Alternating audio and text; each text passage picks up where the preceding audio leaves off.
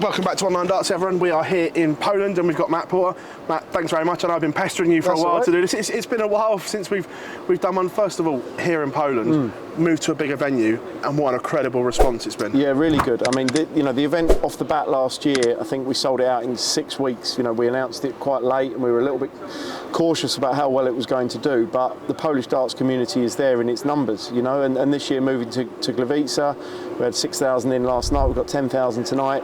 They're Premier League style nights, and they come to be entertained. They create a great atmosphere. I loved that last night with the mobile phone lights, and I think it's going to be another exciting night tonight. Been a busy time. Last time we sat down was in the Premier League Media Day. The Premier League's now done and dusted. They're continuing to break records. The youngest winner of a PDC televised title. Just what an incredible achievement for the young man. Yeah. I mean, if I could be bothered, I'd dig out all the tweets from January saying, why are you putting him in the Premier League? But I mean, it did take a couple of weeks to get settled, I think. But once he did, it was so natural for him, isn't it? I mean, there's one recurring message with whenever people talk to me about Luke who watch darts, not so much people who have just got into darts because of him maybe, but people who are in and around darts, they all say how comfortable he is and how he's just been like a duck to water with it. And that's remarkable, really, for someone of his age. But yeah, it was a keenly contested Premier League. I think even down to the Nathan and Michael Smith battle for the last place. Obviously a couple of the lads perhaps faded away, but at the top end it wasn't obvious who was going to win at any point, and I think that really added to the excitement. The ticket sales for the whole of the Premier League now. Obviously, I've followed darts for a long time. Yeah. I've never seen ticket numbers like this. I've criticised the O2 as being one of the worst venues for darts because of the size of it, but to sell the O2 out is just incredible. I mean, put it into context, 16 of the 17 nights were 100% sold out. 100%. Not one ticket was left for 16 of the 17 nights. That means Berlin's got to do better next year, but everywhere else you could not buy a ticket, even to the point where it's like a little bit of a trade thing, but once you've built your stage, you can check sight lines, and some of the seats that you've had held back, you can release for sale. So they're called production holds, and most shows do them. Yeah. But generally they go on sale like an hour and a half before the show, and it'd only be the odd die-hard fan who couldn't get a ticket for any reason or whatever, who would go. But we were doing our production holds at 5 o'clock on a Thursday, 100 tickets, and they would sell out. And that's people who are. The show starts in 2 hours. They don't have a ticket, and then they've bought a ticket and turned up. And as well, and that was week in, week out. It was really great to see. But I think it's important as well to put it into context. The Premier League over the last few years has always sold 95, 96% of its total tickets. Yeah. It's only ever been the really big venues in London and Manchester that haven't sold, hugely into the upper tier. So the Nottinghams, Newcastles, Liverpools, all the sort of 8,000 size arenas, they've always sold out. Yeah. So it's not like we're saying we've gone from 1,500 crowds to 12,000 crowds. The crowds have nudged up that extra 4 or 5%. But it was great, and let's hope we can continue it next year. I know last year when we had the chat that TV numbers dipped a little bit, but I'm guessing with this boom we were in this year, have they gone through the roof again? I mean, just the biggest numbers the Premier League's ever seen. It's just changed the whole aspect of the whole outlook of the event. So yeah, the numbers were phenomenal week in, week out. I think we had one bad week where we were up against some. I think Man City played a Premier League match on a Thursday night, maybe against Brighton, and that was the only week where we didn't really. Hit the heights that we were hitting. So it was remarkable. This whole boom we're in, is it bigger than you expected it to be 6 months on since the World Championship? Yeah, I suppose so. I mean, we didn't really expect it to be anything because it wasn't like it was planned. No, it just came about naturally. But what's been good is to see it carry on. It's not tailed off. At some point there might be a levelling out, but it's not shown any signs of dropping away, as you've referenced here in Poland.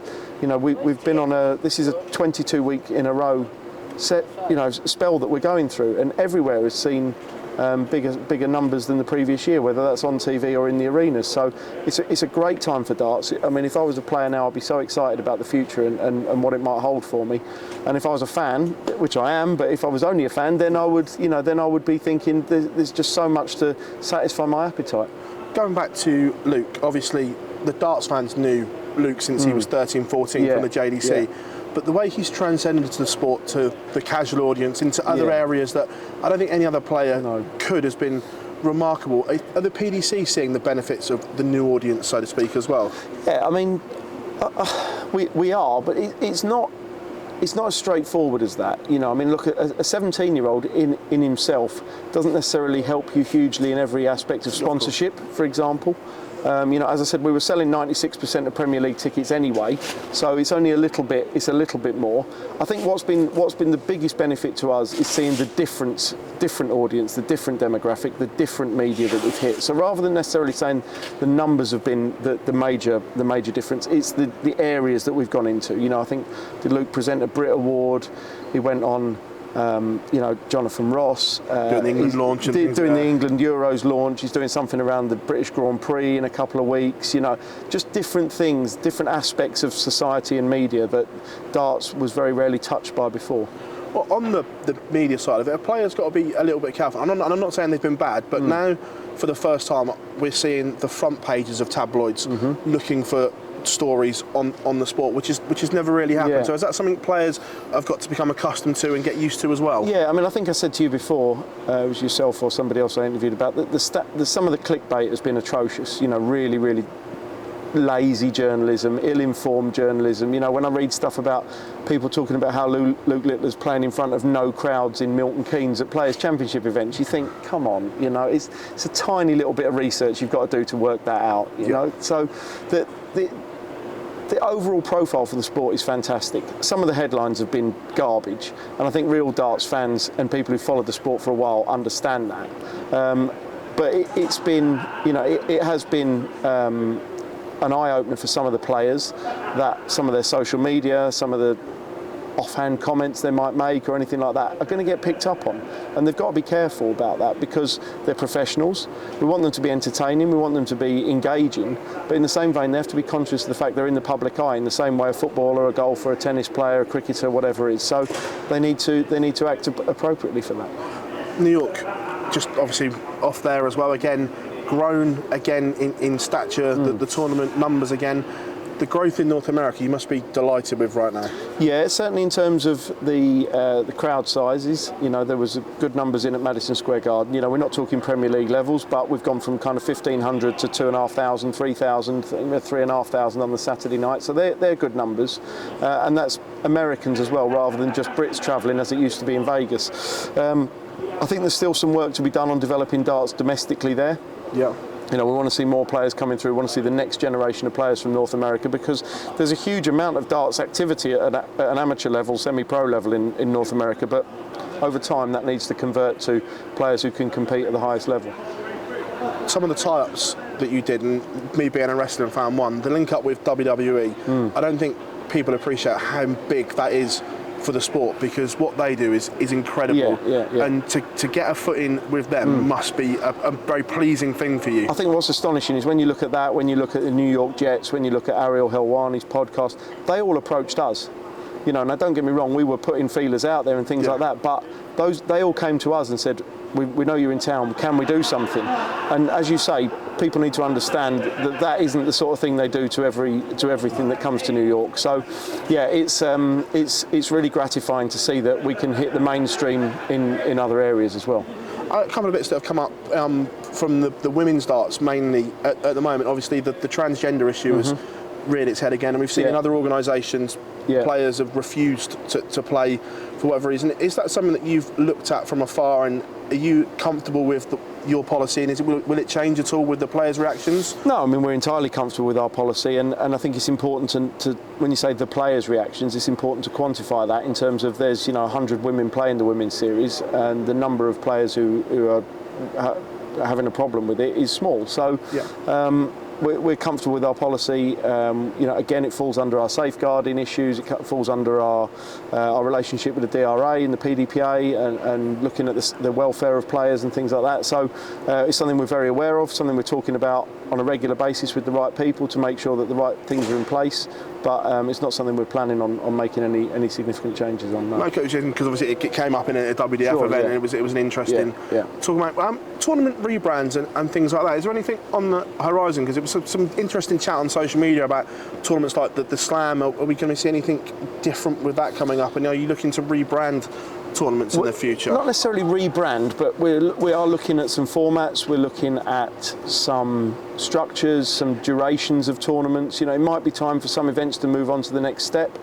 There's been a lot of, the last 10 years for a lot of tournaments have been really bedding a foundation in becoming familiar with venues, becoming familiar with time slots in the year, and developing identities. And now it's time that we know that the demand and the interest is there for those events, both from the fans and commercial partners. It's time to move them on a step. So there are some things we're looking at, maybe not necessarily for 2025 because everything takes a long time to plan, but certainly for either the back end of 25 or 2026, we are looking at some potentially significant changes. Yeah, the reason I bring that up is because the Grand Slam was always the cross-code tournament. Now I know that doesn't exist anymore, but it's kind of lost its identity since then. It was an interesting one that was brought up.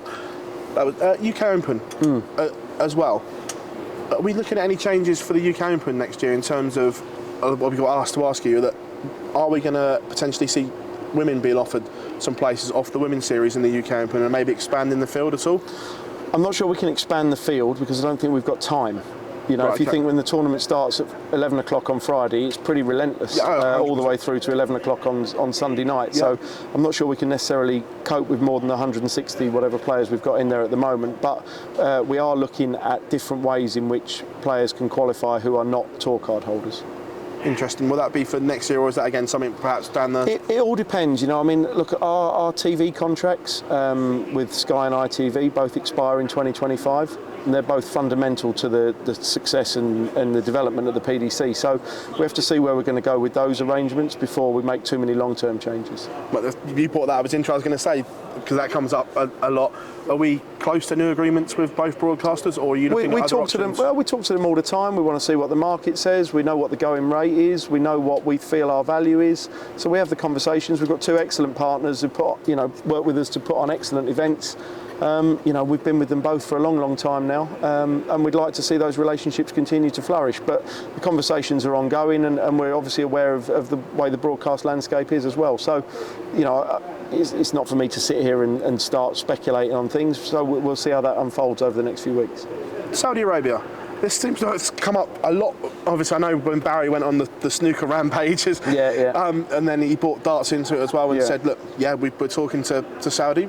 A lot of fans... He didn't say that. He said that Saudi were talking to him about the darts or whatever, that they'd inquired about the darts. I think he said to Goldstein on TalkSport Drive that Saudi had inquired to him. Right. Whether that's true or not, I don't know. That's what Baz said. And it's got fans worried. Is there a genuine concern, or for the fans, but could the World Championships ever go to Saudi, or is that not something that... I mean, ever's a very difficult word to give an accurate answer to, because what do you mean by ever? In 100 years' time? In 50 years' time? In 25 years' time? In the near future, shall we say? Saudi Arabia is obviously investing heavily in sport, and they've invested in other sports that Matchroom, the PDC's parent company, deliver. But we put on our best event at Alexandra Palace. We put on the world's most loved darts event. We put on the biggest darts event at Alexandra Palace. We're not that well known for making silly decisions, I'd like to think. 100%. Some of your viewers may disagree, but generally we like to think we don't make that many silly decisions. It would be a little bit of a strange move just to go straight from Alexandra Palace to a country that's never ever had a darts tournament before with your biggest event. So it's not something that I think is necessarily in the immediate future. Who knows what the long-term future will bring? As I say, it's an ever-changing world. But the World Championship is a phenomenal success at Alexandra Palace. They're a great venue for us. So it's certainly not top of our priorities to find a new venue for the World. Off of that, there's 2 points. Do the Saudi one first. So I'm guessing we'll be potentially see a World Series event go there first or something like that? I think the World Series, it's pretty obvious. It's not difficult to see that the World Series is the method that we go into new markets with. Yeah. You test the water. It's over 2 days. You give local players a platform to play. You introduce the event to local broadcast partners, and you try to grow it from there. So that has been traditionally over the last decade the route we've taken into new markets. That and the European Tour, which clearly wouldn't apply in Saudi Arabia. But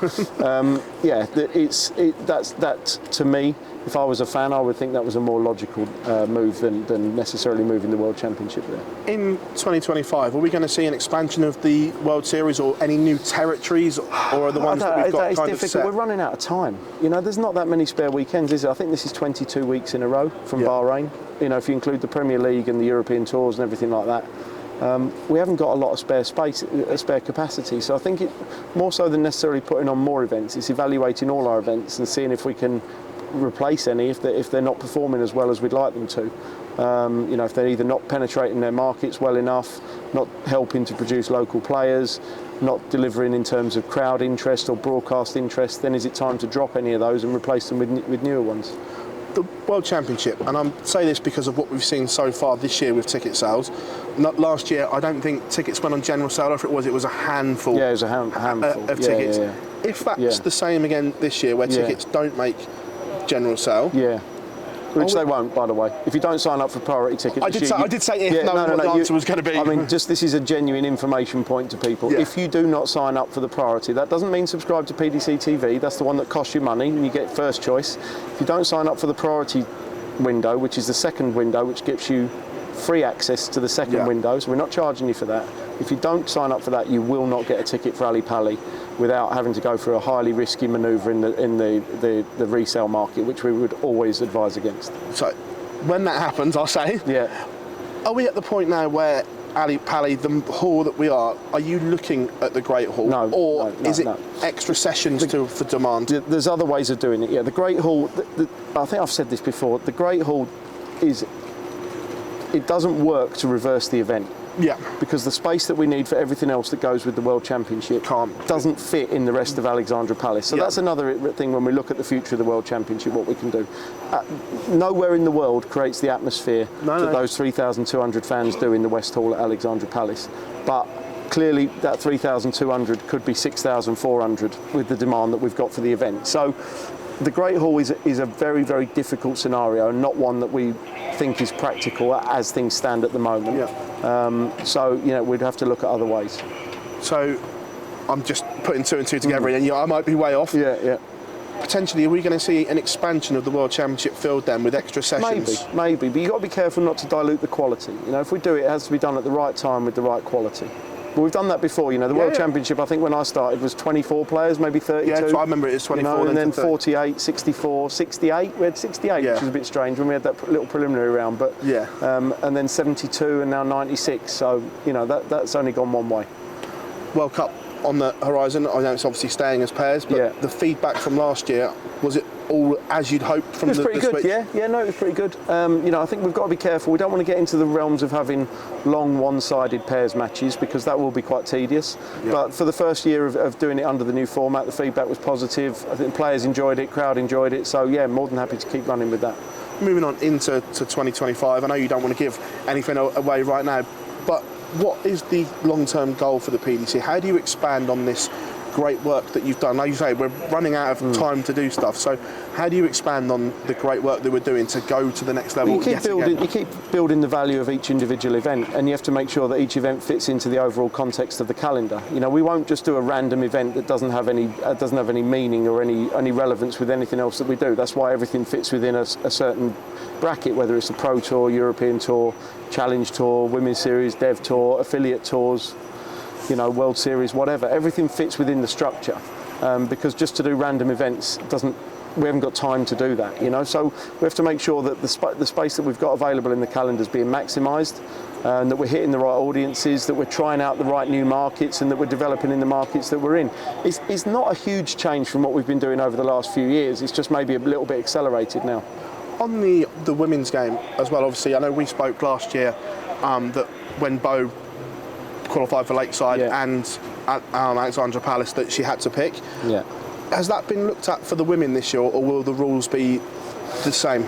I would imagine the rules will be the same. We've not had a particularly formal conversation about it, but there wasn't much appetite for anything different last year. No, we were asked the thing whether it would be changed for the men. Yeah. Obviously, this one thing, but the women it will still be the same. And going forward with the women, obviously chatting to your guys, the tickets demand for the women's match players, really it's strong. been really, really good again. Yeah. Are we close to seeing an expansion of the women's match play to a second session?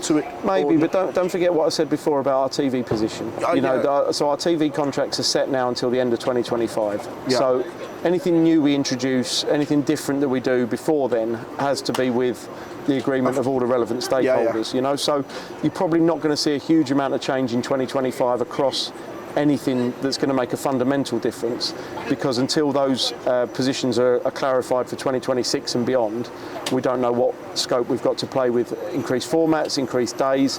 Extra TV production costs a lot of money. Of course, yeah. Hiring venues for extra days costs a lot of money, all that sort of stuff. So you have to know that your underlying contracts are in place to give you the ability to do it justifiably. Matt, absolute pleasure talking to you as always. And I've gone for an interview, one without asking you about the Grand Prix and Premier League format, because I know we're not going to get in there with them. We still can't find a venue in Dublin, and the Premier League smashed all the numbers this year. Matt, thank you very much. Thanks as always. a lot. Cheers.